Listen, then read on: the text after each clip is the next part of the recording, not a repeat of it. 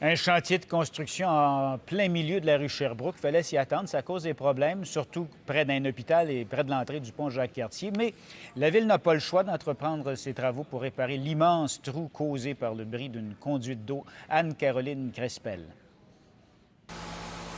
Jérôme Dion n'en est pas à sa première plongée.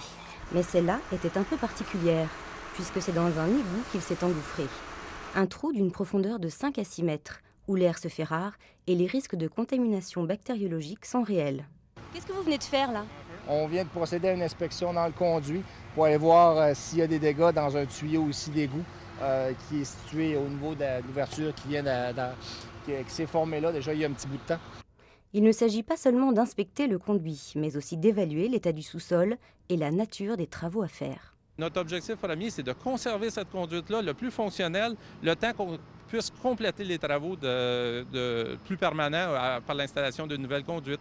Si l'état du sol le permet, c'est une deuxième conduite qui devrait être construite parallèlement à celle que l'on va réparer.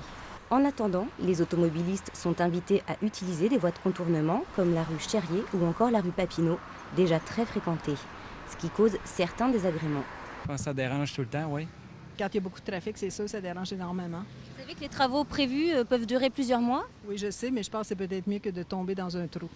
Il faut faire souvent des détours là, qui occasionnent des petits problèmes. Moi, je suis demeure dans le quartier, fait que je peux le faire en vélo aussi ou à pied. Ça pose surtout un problème à la clientèle qui veut aller à l'hôpital. D'ici 2 à 4 semaines, on devrait en savoir un peu plus quant à la réouverture de cette portion de la rue Sherbrooke. Mais chose certaine, d'ici là, les automobilistes devront prendre leur mal en patience. Anne-Caroline Crespel, Radio-Canada, Montréal.